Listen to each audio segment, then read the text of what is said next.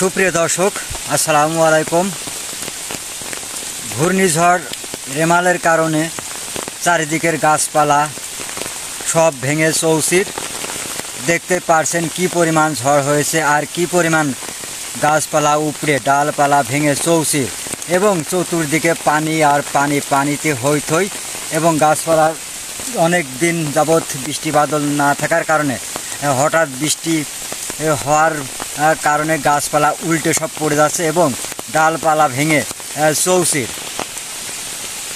চতুর্দিকে শুধু পানি আর পানি আর ডালপালা ভেঙে উল্টে পাল্টে সব পড়ে আছে। সব কিছুই আসলে এলোমেলো এই ঘূর্ণিঝড় রেমানের কারণে। কি ভাই, ওইটা কি ঝড়ে উড়িয়ে নিয়ে গেছে নাকি? ঘরমার সব ভেঙে গেছে? ও প্রিয় দর্শক, আপনি দেখায় আসি যে গাছের ডাল পড়ে চাল ভেঙে গেছে।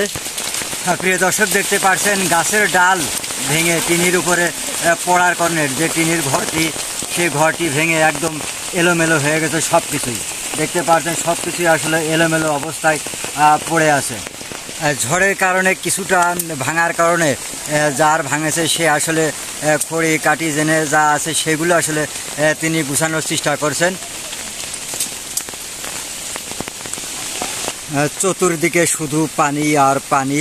এই ঘূর্ণিঝড় রেমালের কারণে যে তাণ্ডবটা চলছে, আসলে আল্লাহ পাক আমাদের সবাইকে এই ঘূর্ণিঝড় রেমালের হাত থেকে রক্ষা করুক। প্রিয় দর্শক, দেখতে পাচ্ছেন যে চারিদিকে শুধু পানি বেঁধে গেছে এবং গাছপালা ডাল ডুল ভেঙে একাকার হয়ে গেছে চারিদিকে।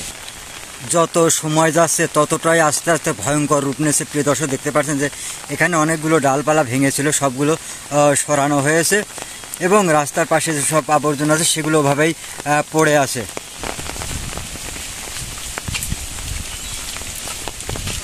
ঘূর্ণিঝড় রেমানের কারণে সব কিছুই আসলে তছমছ বা এলোমেলো। প্রিয় দর্শক, তো এই পর্যন্ত আজকে এখনকার মতো শেষ। পরবর্তী আপডেট আমি আপনাদেরকে জানানোর চেষ্টা করবো ইনশাআল্লাহ।